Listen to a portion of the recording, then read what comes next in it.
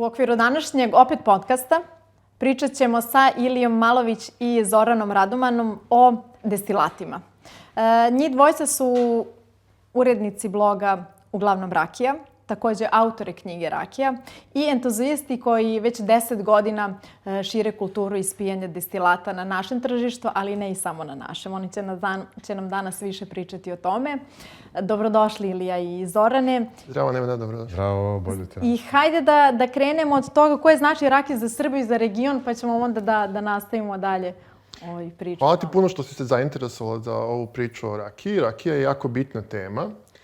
Ne samo ekonomski, da kažemo, ili nije uvijek vezana samo za ugostiteljstvo, već je onako kulturološki, antropološki, sociološki jako bitan proizvod za istoriju našeg naroda. Možemo da kažemo da je pratila istoriju našeg naroda još od srednjeg veka na ovamo i nekako je delila sudbinu Srbije i srpskog naroda, šta god je narod ili država, šta god su prolazili, tako nekako i rakija se prilagođavala tim nekim trendovima i istorijskim trenucima. Sada je u posljednje vreme prepoznata kao jako bitan ekonomski proizvod na koji možemo računati u nekoj budućnosti, kao proizvod koji može da predstavlja kulturu i, da kažemo, tradiciju ove države. Postoji jedan trend na tržištima jakih alkoholnih pića, a to je da sve više ljudi nekako koji se vezuju za jaka alkoholna pića imaju tendenciju da nauče nešto o toj državi. Znači, kad probamo irski viski, mi odjednom želimo da posjetimo Irsku, ili kad probamo škotski viski ili bourbon, američki, nekako zamislimo da smo na tom američkom jugu. Tako i rakija. Ona, ukoliko se, da kažemo, ozbiljno shvati kao proizvod, može da bude jako dobar ambasador kulture, tradicije, turizma, gastronomije.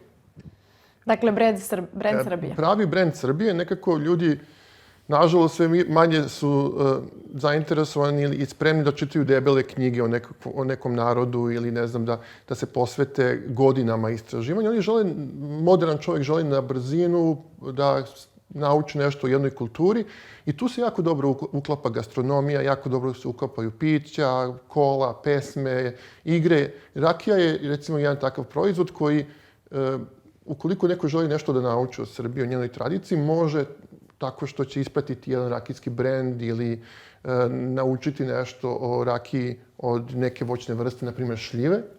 Šljiva je najdominantnija rakija na našem tržištu, nekako je uvek vezana za kulturu, tradiciju, ne postoji voćka za koju je naš narod intimnije vezan nego što je to šljiva, tako da je, možemo reći, pravi simbol. I čini mi se da kada se govori o rakijama, ljudi uglavnom prvo na što pomisle to je šljivovica, je li tako? Mislim, to je voćni destilat, svakako ne mora da znači da je uvek od šljive. Kako ljudi kod nas percipiraju rakiju i kako je takođe i u svetu? Pa evo, taman da se nadovežem na malo pređašnju priču, kada Ilija kaže da najbolje upoznajete jedan narod, je li tako što se upoznajete i sa hranom i pićima. I pravi ambasador, je li tako, takvu jedne kulture, u Srbiji bi trebalo da se bave upravo rakijom. To smo mi, ja nekad kroz šalu kažem da smo mi ambasadori srpske rakije u Srbiji, zato što sve ovo o čemu govorimo, o čemu ćemo danas da pričamo, dakle, obiluje nekim malo i predrasudama, je li tako, koji su dugo pratile rakiju kao piće, jel? Mi smo tu i ne samo rakije uglavnom, već i svi koji činimo rakijsku scenu smo tu da malo razbijemo te predrasude i da popularizujemo rakiju kroz razvoj nečega što se može već nazvati svest o rakiji i rakijska kultura. Zato i to pitanje šta ljudi podrazumevaju, jel tako, kad se kaže rakija, pa sad najčešće kažu šljiva i druge voćne rakije. To nije tako bez ikakvih osnova, zato što je Srbija, recimo, zemlja, možda to naši sugrađani nisu znali, trenutno negde treća u svetu po broju stabala šljiva, ali smo dugo godina bili u prošlom, recimo, veku i pre toga prvi. Znači, u celom svetu po broju stabala u jednoj zemlji. I sasvim nije čudno tako što je to jedna od najčešćih voćnih vrsta za preradu u rakiju. Međutim, to opet nije samo ni kvantitet. Znači, to nije samo imamo puno šljiva, ne znamo šta ćemo s njima, hajde da napravimo neko jako alkoholno piće. te šljive, odnosno rakijske sorte šljiva, sa naglaskom na neke autohtone sorte, koje su karakteristične i najbolje za preradu rakiju, upravo su one zaslužne za to što je ta srpska rakija, šljivovica, šljivova prepečenica zaista na glasu i kod nas i u svetu. Samo to još treba onako da otkrijemo ljudima koji to ne znaju, ja mislim. Da, vi ste dosta i putovali, jel tako? Tako je. Treba i to reći da kad god bismo otišli na neko putovanje, odvojeno ili zajedno, mi bismo se uvek u našu zemlju vratili. Kada mislim na putovanje, mislim da se osvrnem na obilazak destilerija. Da. Jeste. Tako je, razvijali smo rakijsku geografiju Srbije. Šta to opet znači? Pa eto, pre nego što su uopšte postojala ideja za neke rakijske puteve kao što imamo za vinske, kao što postoje vinski putevi, što je sjajno. Mi mislimo da Srbija i zaslužuje da ima te razvijene rakijske puteve, dakle, ne samo na mapi ucrtane, već i na samim putevima i putokaze i zašto da ne u literaturi, obeležena ta zanimljiva mesta gdje bi ljudi, opet i naši građani i neki iz inostranstva, mogli da se upoznaju sa rakijskim podrumima, sa proizvođačima, destilerijama. Postoji muzej šljivovice, postoji dakle dosta nekih lepih mesta koja su uzbudljiva, koje treba posetiti. Ja stvarno neskromno mogu da kažem da smo nas dvojica obišli sigurno veliku većinu registrovanih proizvođača rakije u Srbiji, da smo bili sigurno na svim relevantnim rakijskim festivalima, takmičenjima, priredbama i tako dalje. I stvarno, eto, tu smo da svedočimo u ovom razgovoru koliko toga stvarno može da ponudi ta. Čak danas ima i više registrovanih destilerija nego vinarija. Tako je, taj broj je negde oko 1000, ja mislim. Da, i to je premašeno, jeste. Da, eto, to je neka promena koja jasno govori o tome da rakija ne treba da bude samo neki hobi koji, eto, imamo, nasledili smo od rođaka sa sela, već može da bude uspešan biznis. I da cenimo taj proizvod mnogo više nego što to radimo sada.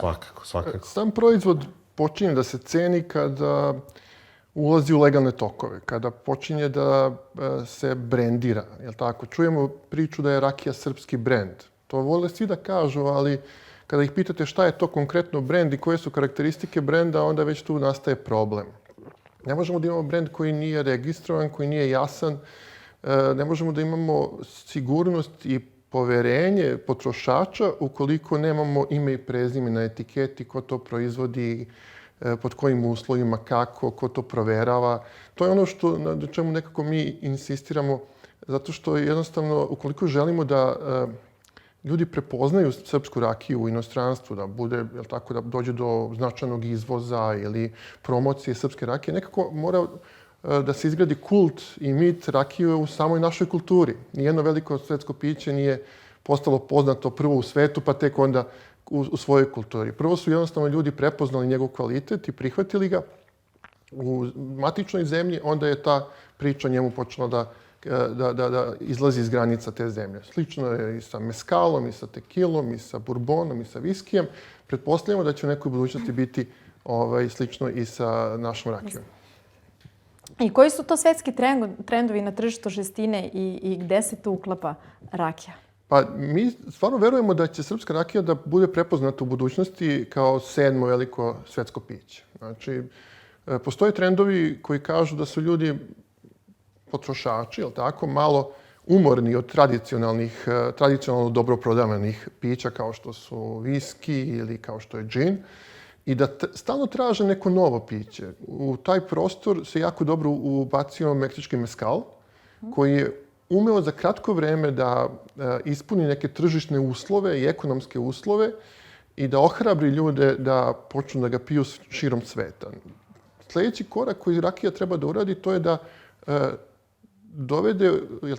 da dovedemo taj proizvod u takvo stanje da je on prepoznat kao kategorija u svetu. To je recimo najveći problem srpske rakije, što on ne postoji kao kategorija. Znači, on se i dalje prodaje kao brend i Plum Brandy, kao ne znam nija Eau de Ville, nešto tako slično. Jednostavno moramo da se izborimo za kategoriju koja će se zvati rakija, pa se onda dolazi podkategorija srpska rakija kao najveći kvalitet svega toga.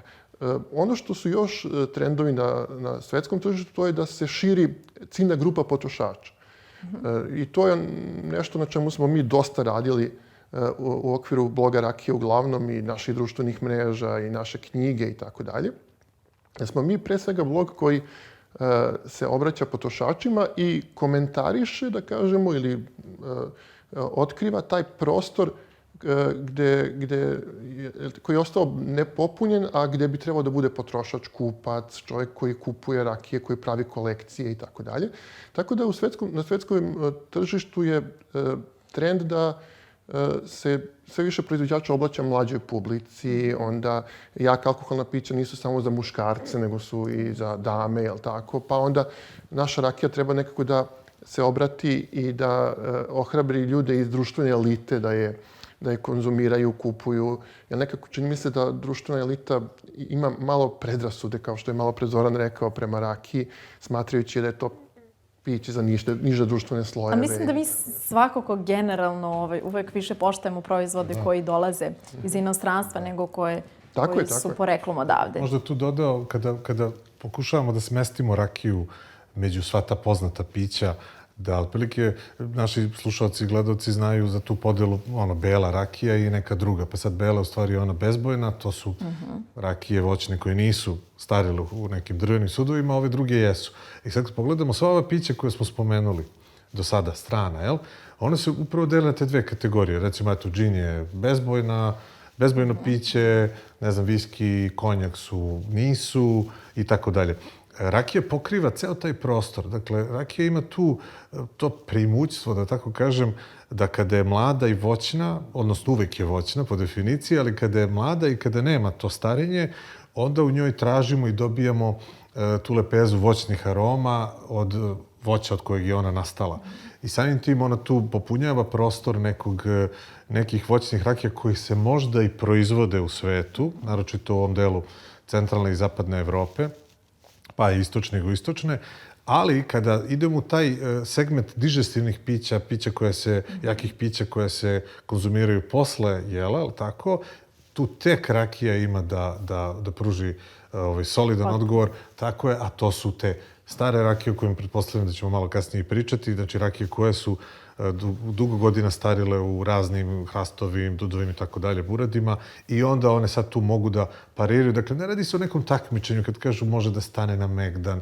Prosto, kao kategorija rakija možda i zbog toga ne nastaje tako lako, zato što podsjeća i na ta pića. Zato što se dalje vezuje za... Tako je, vezuje se za nešto što postoji u nekim drugim zemljama, a zapravo mi stvarno mislimo, zalažemo se za to da srpska rakija može biti posebna kategorija. Naročito kada se radi o šljivi. Također, ono što primećujemo na tržištu Srbije, sve više ima proizvođača džina. Također, verujem da tu dolazi i kao trend, jel? Iz inostranstva. Šta mislite o tome i u kom pravcu će i to ići? Da li je to samo kratkoročni trend ili ipak će nešto što će živjeti i što će imati? Mi ponekad govorimo da rakija u stvari ima antiglobalistički karakter. Ima jedan čak i političku jednu poruku kada se konzumira rakija ili se prati rakijska scena i tako dalje. Zato što čini mi se da je nekako naše autentično piće koje od nas očekuje da mi stvorimo mit i scenu i priču o njemu. Svi ovi trendovi koje si jako lepo nabrojala su nekako odgovori koji već dolaze sa zapada pre svega. Znači, kraft pivo, nekako sad kad bismo čovjek, mislim, ne želim ništa da govorim loše, ja pijem kraft pivo, ali u principu je to podkultura koja je već napravljena, jel tako? Znate šta treba kakvo pivo da napravite, koje sastojke da ubacite, kako da se obučete, koji kačke da nosite. Jednostavno već je to negde, neki standardi su uspostavljeni, tako i sa džinom, tako i sa drugim pićima. Ono što je u našem putovanju kroz srpsku rakiju bilo zanimljivo, da smo mi u stvari morali da damo doprinos da se ta scena formira, jel tako? Da dođe do nekakvog rađanja te scene, onako, taj neki, Englezi bi rekli grassroots pokret, znači pokret odozdo, neki narodni pokret koji je tražio svoje autentično piće. Naravno, mi smo poznavaoci i džina i ostalih, da kažemo, pića. Mi naročito volimo te pića koje stare u hrastovim buradima, single malt viskije, burbone i ohrabrujemo ljude da traže svoju sreću, jel tako, na tržištu, ali isto tako da nekako ne zaborave na rakiju, to jest da čini mi se da će rakija duže da ostane nego sva ta to sam pića. sigurna. Sada dok to pričaš, razmišljam o tome kada sam bila na Provajnu i u Düsseldorfu i Šangaju ispred vinarije, uvek su svi i distributeri i krajnji potrošači pitali šta je to što imate vaše autentično, vaše autohtone sorte koje ne zanima ih, mislim, u tom trenutku da probaju Cabernet, Merlot, Tako je, ali kada spominjemo džin, postoji jedan odgovor i na to je srpska klekovača. Dakle, rakija klekovača, dakle, opet ne radi se o tome pijte klekovaču, nemojte džin ili obrnuto, već prosto... Nema isključivosti. Tako je, nema isključivosti. Dakle, priroda je tu dala onako dosta toga ovom delu sveta gde mi sad živimo i gde se nalazimo, a to je recimo, pored voća, tu je i ta kleka koja je jedna divlja biljka, možemo dosta da pričamo o njoj, ali ona je upravo zaslužna za aromu džina, koji uz to dobije neke druge začine, dok u rakijskom svetu ona, da kažem, aromatizuje najčešće tu istu srpsku šljivu prepečenicu koju smo spominjali. Dobije se jedno piće koje je opet autentično, koji je dalje voćna rakija i u čijoj osnovi nije destilat poljoprivrednog porekla ili nešto što ne biste inače pili. Nisam siguran, opet, ovde nam nije cilj da omalovažimo ni jedno, već da naučimo mnogo toga iz svetski priznatih pića. Evo šta bih ja naučio iz džina, evo odmah ću reći. Dakle, za razliku od džina u čijoj osnovi alkohol koji verovatno niko ne pije sam po sebi, jel tako? Već je džin proizvod zahvaljujući dodatnoj aromatizaciji prirodnoj i sve to okej. Rakija klekovača sama po sebi ima ta dva sloja, voćnu rakiju i dodatak kleke. A ono što možemo da naučimo i već to oko nas postoji u miksologiji, dakle govorimo o bartenderima koji su jako talentovani, već poslednjih 7-8 godina, dakle možemo da vidimo da izlaze recepture, originalne recepture. Sve više koktela. Tako je. U vašoj knjizi, malo pre smo baš i kada smo listali knjigu, upravo ima dosta recepta. Knjiga koja je izašla, evo, sad će 7 godina, tu imate 10-ak, 15-ak tada, a sada već popularnih rakijskih koktela. Dakle, džin je upravo piće koje takođe je kao mixed drink, ali tako? Ili ja mogu da kažem da smo onako straight drinkeri u smislu volimo uglavnom pića koje nisu mešana, da počnemo kada sve to naučimo, ali tako, a to polje je ogromno, govorim i o rakiji i o stranim pićima, onda ulazimo i u ta mešana pića, ali eto, kada se radi o tome, srpska rakija nalazi put i u to. A na koji način vi, bar u Srbiji za početak, kojim se alatima služite da približite mlađoj populaciji? Mislim sad kad kažem mlađoj, da ne pomisli ljudi, pričamo o godinama 18+, ali i damama. Na koji način približavate upravo ovu vrstu pića? Da se osmele, izvini, da prepoznaju kvalitet, da znaju šta je to što treba da prepoznaju u samom piću, šta je to na osnovu čega će razlikovati, šta je bolje ili manje bolje.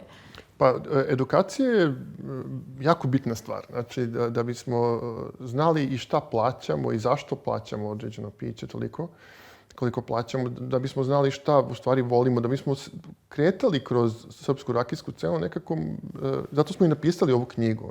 Ona nije knjiga koja je prepuna formula, hemije, ne znam. Ona je jedna sociološko-istorijsko degustaciona studija, kao neki pomalo naš rakijski dnevnik, gde ljudima objašnjamo šta je ono u stvari što se nama dopada. Evo recimo ta priča koju je malo pre Zoran pominjao o autohtonim sortama voća. Znači, čini mi se da je rakija dala doprinos da se čitav jedan biološki svet spasi, tako što je ljudima objasnila da one prave naše vrhunske rakije, koja može da stane na megdan svim ovim vrhunskim pićima, u principu nema ukoliko u kupaži nema makar 20-30% naše autohtono voće. Onda su ljudi počeli da sade požegače, čačanske, požegače, crvene ranke, trnovače, crnošljive. te nekako sorte šljiva imaju različite sudbine, ali ljudi su sve više počeli da sade moravku, crvenu ranku, trnovaču, da nekako podižu ponovo zasade autohtonih sorti šljiva da bi mogli da naprave jedan takav vrhunski proizvod. Kada naučimo tako nešto, kada naučimo da konzumiranjem rakije, među ostalog, pomažemo i biološki svet, pomažemo i očuvanje naših starih sorti, onda shvatimo da je i to jedna dimenzija koja je jako bitna kada je u pitanju rakija. Pre nego što ljudi nauče nešto što je onako malo duži put, postoji još jedna, ali tako stvar koja mislim da približava i približila je rakiju, kako si pitala, mlađim nekim konzumentima i ljudima koji nisu tradicionalno u tom svetu, a to je upravo to što stvarno možemo svi da kažemo da je rakija sve lepše upakovana. Imamo i to, znači rakiju kada je kupite... Pričamo o vizualnom identitetu, boce, etiketa, tako? Tako je, jer kad onako mi smo radili i nesvesno, a i onako, pošto smo obojica sociolozi, imamo taj neki, ajde da kažemo, metodološki pristup, istraživački pristup stvarnosti. Kada smo to upoređivali, šta je to što sad natera bilo koga da radije kupi neko piće koje se nema baš puno informacija, ali će ga ipak kupiti za neku proslavu ili neki rođendan ili slavlje ili slavu, a neće možda rakiju, pogotovo do pre 5-6 godina. Pa jedan od glavnih razloga je upravo bio to. Ovi prvi proizvodi su bili dostupni, lepo upakovani i o njima se nije znalo puno, imali su veliku, da kažemo, poznatu reputaciju, ali tako. To se kod rakije polako menja.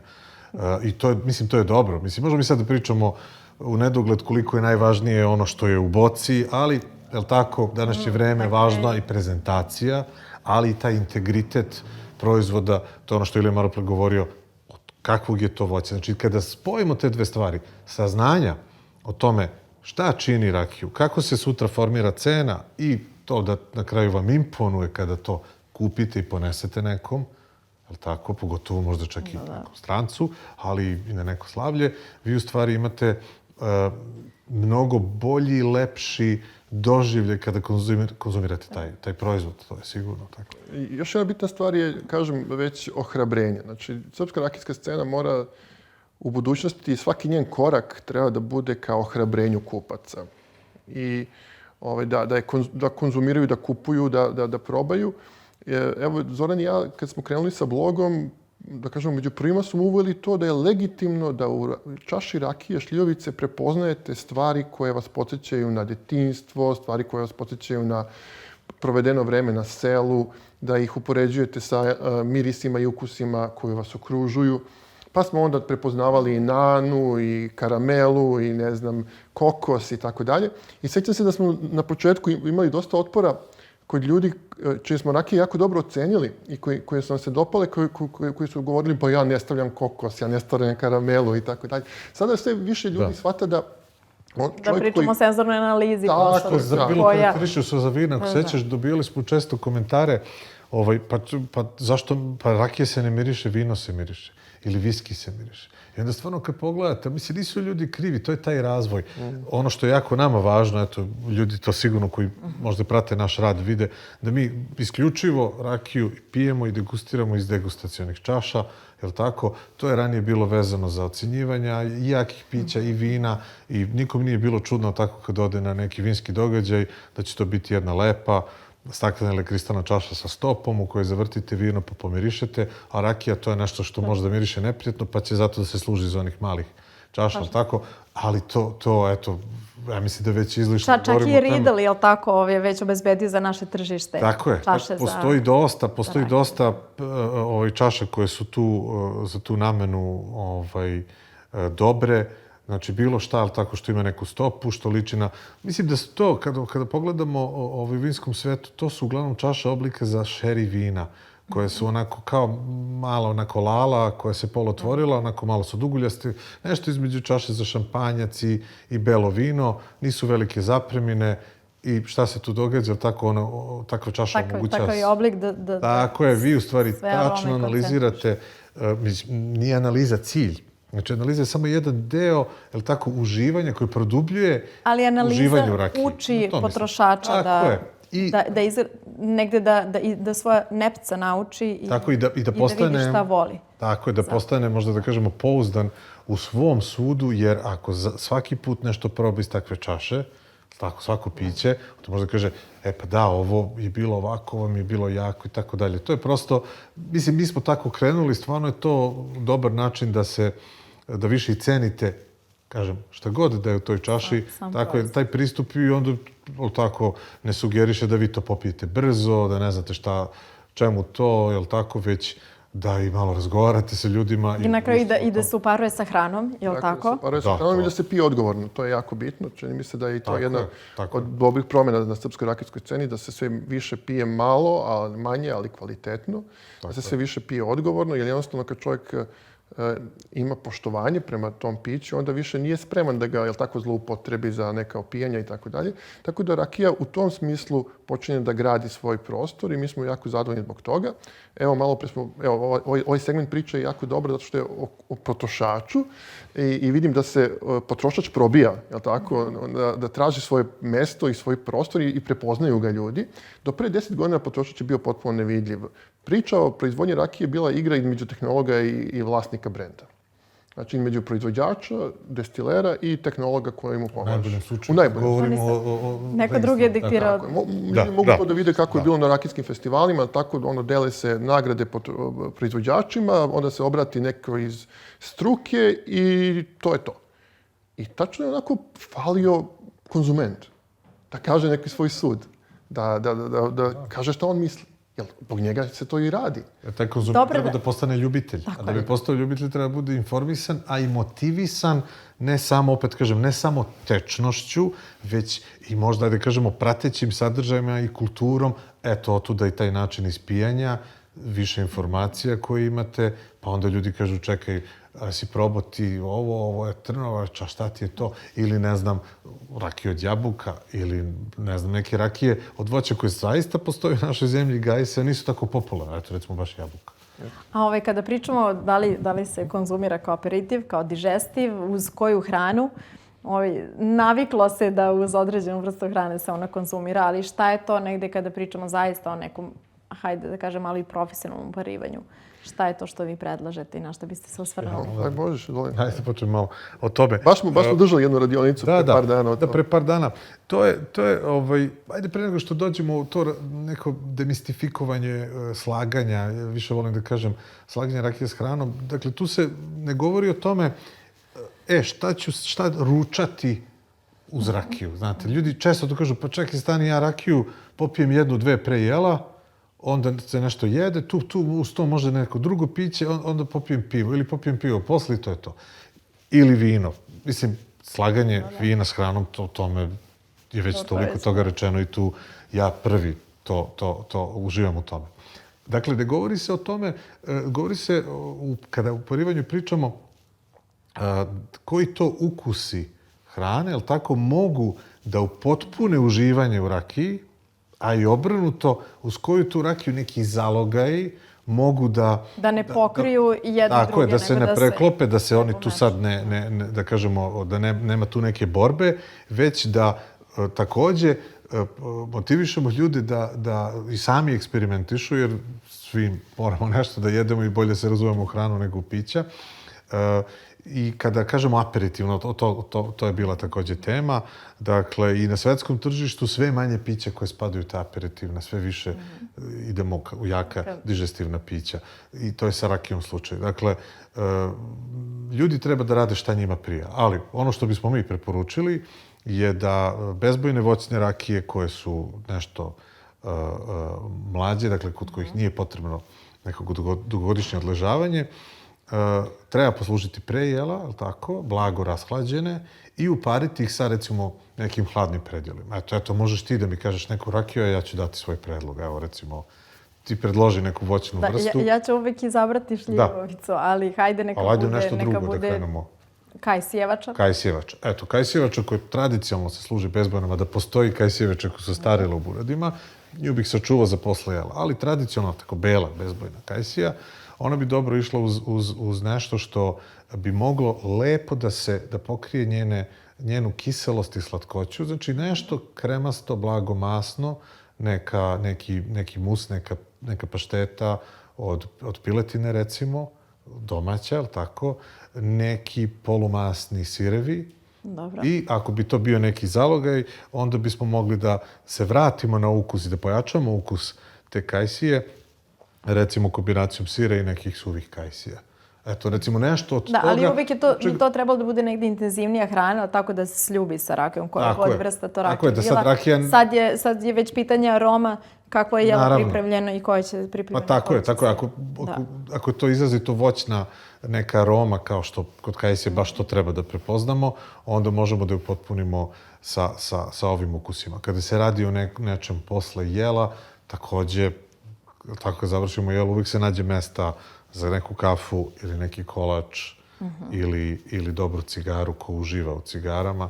Dakle, ne radi se samo o konzumaciji. Da, mogli bismo da spomenemo i uparivanje cigara i destilata. Tako je, pogotovo tih starih odležalih, gde stvarno imate raskoš aroma koje dolaze iz hrasta od onih, tako od vanile pa do nečega što podsjeća i na rumove.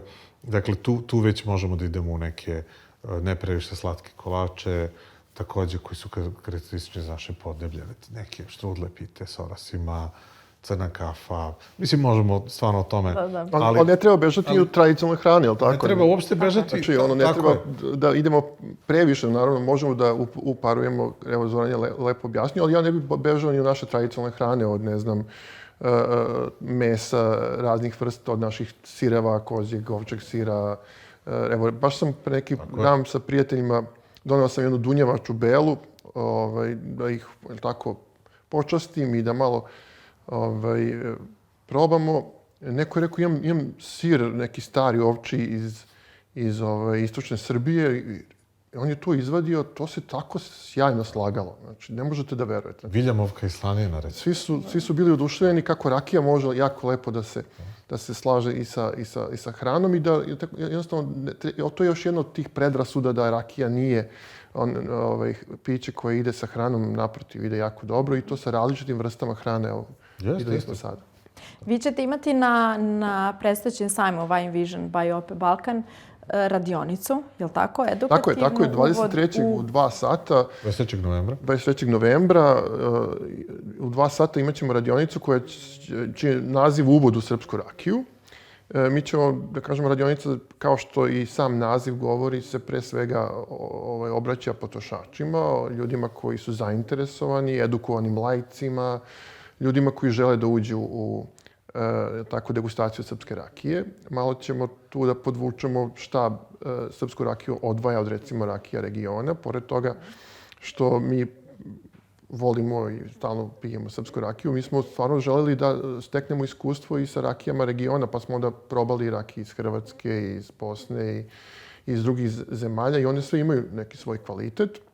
Ali to su neki različiti rakijski stilovi, da kažemo.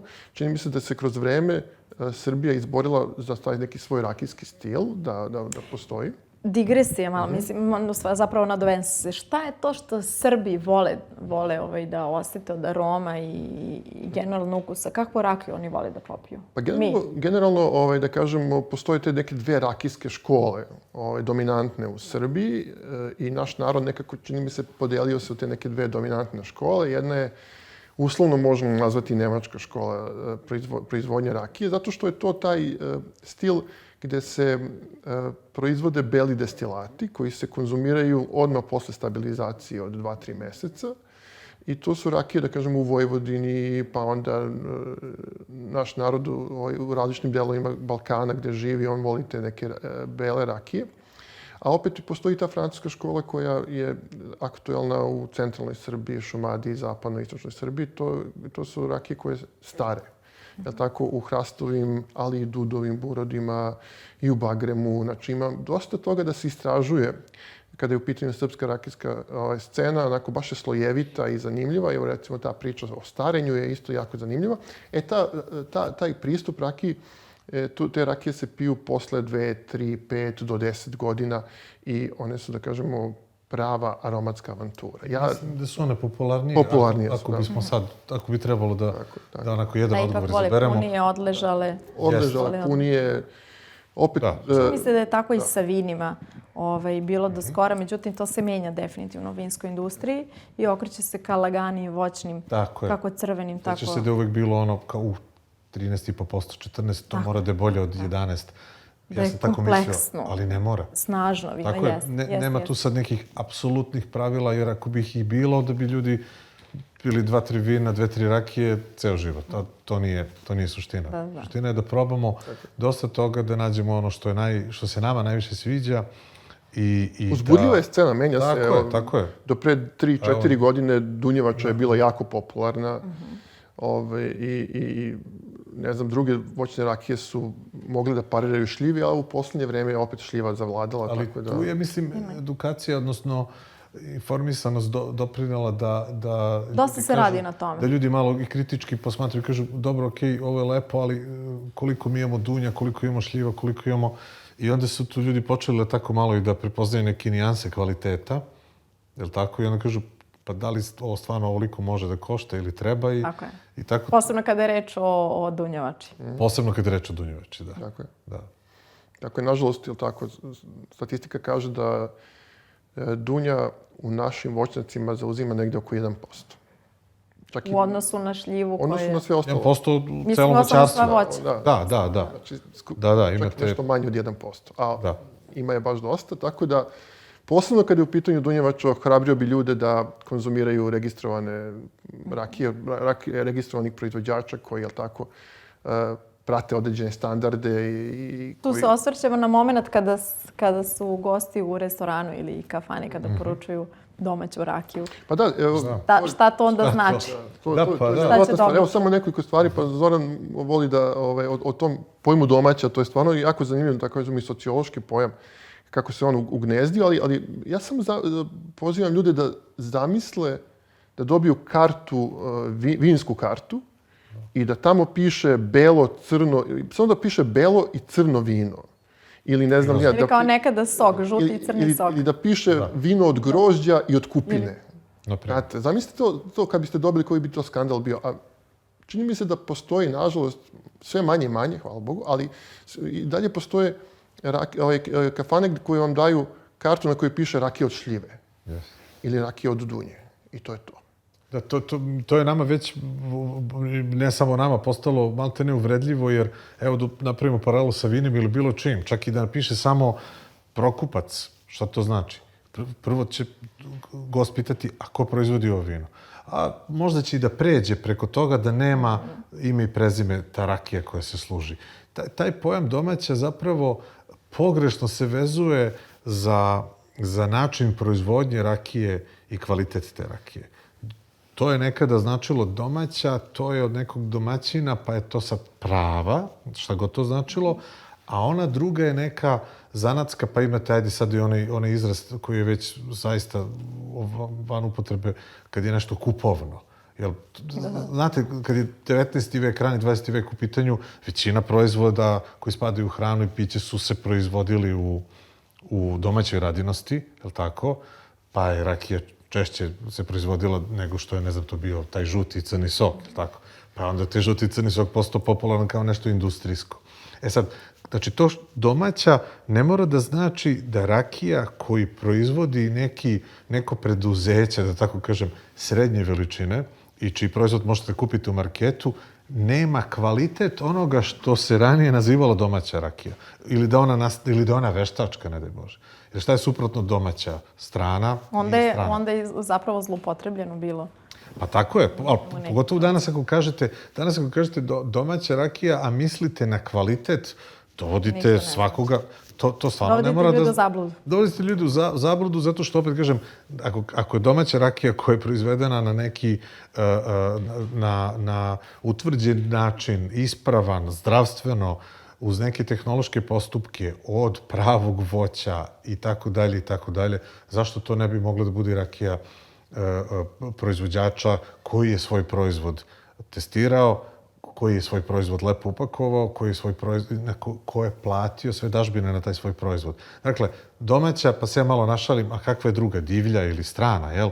Znači, domaća rakija danas, nažalost, ako vam je posluže negde, najverovatnije znači rakija čije nam poreklo nije baš najjasnije, nepoznato je, ili je... Pa i način proizvodnje i, mislim, apsolutni deklaracije. Neko nešto krije od vas. Jer ako kaže nabavljam negde, kako nabavljam negde? Da, gazda nabavlja negde. To ne znači samo, mislim, da se ogradimo, to ne znači da je proizvod loš. On uopšte ne mora da bude ni loš, ni dobar, ni jedan ni drugi. Nestandardan, i ako je dobar taj dan, drugačije će biti sutra. Ako vi popijete loš proizvod koji nema poreklo, šta ćete s tim?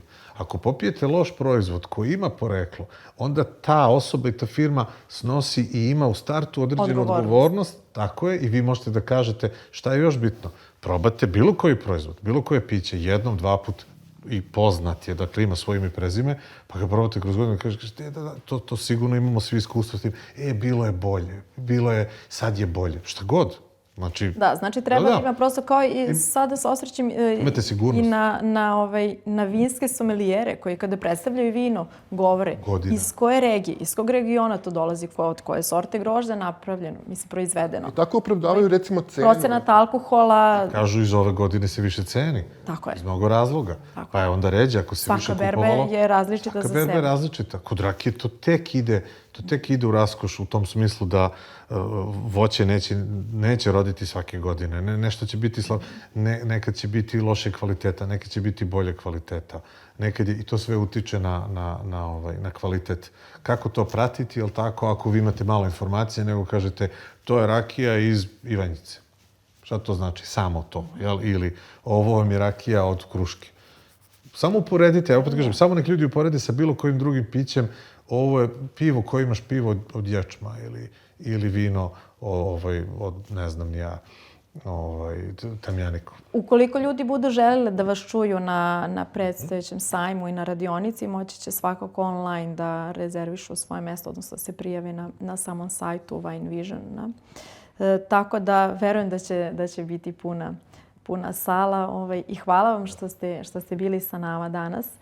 Za kraj ću vas pitati gde vidite rakiju u narednih 5 ili 10 godina. Pa da, mi stvarno, da kažemo, verujemo u rakiju. Evo, kroz ovaj razgovor si vidjela da mi verujemo da je to jedna oblast, jedan proizvod gde valja ili vredi uložiti napor i trud i koncentraciju.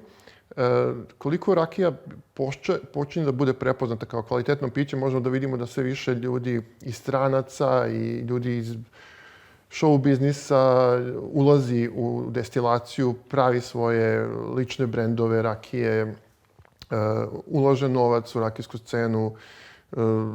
Svi znamo za, jel tako, Bill Gooda i rakiju Jebiga, koja je, jel tako, srpski ambasador u Americi, ako ćemo tako, kojim smo mi dosta, jel tako, pomogli. Tako da, u principu, znamo te insajderske priče koje su jako zanimljive, koje nas ohrabruju.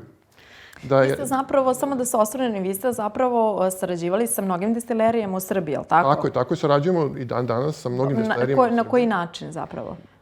Pa mi često organizujemo rakijske degustacije koje tako organizuju u saradnju sa destilerijama. Pomažemo ljudima koji žele da dođu do destilata, da naprave svoj lični brend. Evo sad radimo sa dvojicom ili trojicom regionalnih zvezda, da kažemo, iz oblasti rock'n'rolla i hip-hopa, koji žele da imaju svoju rakiju. Držimo rakijske obuke za zainteresovane građane, za profesionalce, ako ih zanima jedan ozbiljan pristup rakiji u svom lokalu. Držimo team buildinge za firme. To je isto jedna jako zanimljiva stvar. Znači, svake nedelje nas neko zove za neki team building vezano za rakiju. To pre nije postojalo, niti je neka firma razmišljala da organizuje tako nešto za ljude koji rade u njoj, a danas je to postalo trend. Tako da držimo team buildinge na engleskom i na srpskom jeziku. Često organizujemo rakijske degustacije za strance, za ljude koji dolaze u Srbiju i žele da upoznaju Srbiju tako što će prvo upoznati njeno nacionalno piće. Tako da rakija uglavnom je jako aktivna na tom polju, obraća se svim ljudima koji su zainteresovani da makar malo čuju šta je to naš nacionalni proizvod. Dobro, znači definitivno... Da.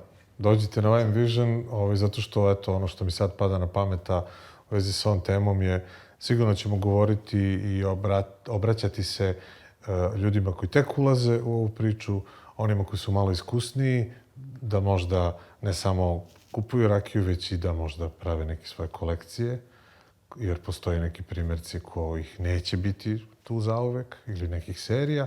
I na kraju profesionalcima iz Horeca sektora takođe ohrabrenje. Radite na svojim rakijskim kartama i ponudama u vašim hotelima, restoranima. Postoje ljudi koji žele kada izađu da popiju dobru rakiju. To, znači i u Horeci je takođe. Tako je, da. Zavladalo veliko interesovanje, da. Jeste. Kao što se pravila vinska karta, tako će se vjerojatno u bliskoj budućnosti praviti i karta destilata. Tako je. Jednostavno, edukacijom ljudi počinju da vrše određeni pritisak, tako, odozdo. Pa kad uđu u kafanu, oni već nešto zna, želi da pokaže svoje znanje. Da kažemo, gosti postaju sve zahtevniji i zahtevniji kada je u pitanju rakija. Znaju šta žele, znaju šta ne žele, znaju šta im se sviđa. Traže od konobara da im pokaže bocu, da im pokaže etiketu. Znaju da uporede, jel tako, razlike i u godinama i, ne znam, u slotovima rakije. Tako da daljom edukacijom, čini mi se, dobit ćemo jednu društvenu potrebu da se rakijska scena maksimalno ozbilji i onda će jednostavno ljudi početi da budu prisutniji svuda. Zapravo vi na taj način pomažete i svim proizvođačima i ljudima koji su proizvodnji zapravo da kasnije prodaju taj proizvod. Jer sigurna sam da ima pregršt onih koji jako dobro rade svoj posao, ali se ne bave toliko prezentacijom i javnošću i potrošačima, jer nemaju vremena, nemaju resurse. Nažalost, to je nešto što mora se promeniti. Znači, to je ono, možemo s tim da završimo, da kažemo, jako je bitno da ljudi koji proizvode rakiju moraju da ulože mnogo u marketing. Jednostavno, marketing je nekako zadnja stvar koja im padne na pamet kada je u pitanju trošenje novca. Prvo da kupimo voće, pa da kupimo ovo i ono burat. Mi to razumemo. Ali srpska rakijska scena postaje industrija, je tako? U smislu, onom najpozitivnijem smislu. Malo pre Zoran rekao kako se zloupotrebljava termin domaća. Čini mi se da se zloupotrebljava i termin industrijska. To ne mora da znači uopšte loše. Znači, u engleskom jeziku, u francuskom jeziku... Tu su zapravo vrlo kontrolisani uslovi. Ozbiljni proizvodi koji se ozbiljno i odgovorno odnose prema svom proizvodu i koji imaju stalnu konekciju sa svojim potrošačima. To je industrija. To je industrija burbona, to je industrija konjaka, to je industrija single malta. Tako da naši proizvođači morat će malo da kažemo da porade na tom polju. Rakija uglavnom je tu uvek za njih i rakija uglavnom se trudi koliko god može. Također moraju proizvođači rakije da se pojavljuju na stranim sajmovima. Znači moraju da se obrate stranoj publici na njihovom jeziku, na engleskom, na nemačkom, na svjetskim jezicima. Mora mnogo da kažemo tako da se izlije rakije, u smislu da ljudi probaju, da im se nudi, da se poklanja. Ja znam da to puno košta i to ne može baš svako, jel tako? Ali to su neki neophodni koraci.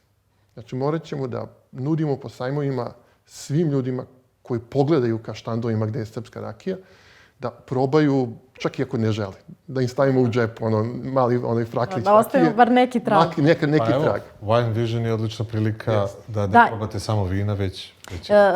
Ja sam zadužena za prodajni deo svih proizvoda izlagača na sajmu i zaista i prethodne 2 godine uvijek je bilo manje rakije, odnosno manje destilata u vinoteci nego vina. Ja se nadam da će ove godine da će biti veći broj etiketa rakija nego što je to bilo prošlih godina. Odlično mjesto Wine Vision je odlično mjesto da se dođe, da se proba, da se kupi. I znam da se i prodavalo manje. Da. Ali eto, nadam se možda čak i vaša radionica i sva ova priča će doprineti tome. Lepo vreme, novembar, malo za hladni. Biće vikend. Biće vikend i to je unutra. Biće vikend. Pa ne, lepo vreme za rakiju, mislim. Aha, da ih zagreje. Nek dođu ljudi, neka se podruže sa nama, a posle možemo zajedno da potražimo naš rakijski identitet, jel tako? Nek svako pronađe svoj rakijski identitet. Nekome se sviđa dunja, nekome kajsija, nekome stil koji voli. Stil koji voli, tako je. Izbora ima. Hvala lepo obojici, zaista na iskrenom razgovoru i na savjetima i podeljenom iskustvu. Vidimo se na sajmu. Vidimo se, hvala ti. Hvala vama.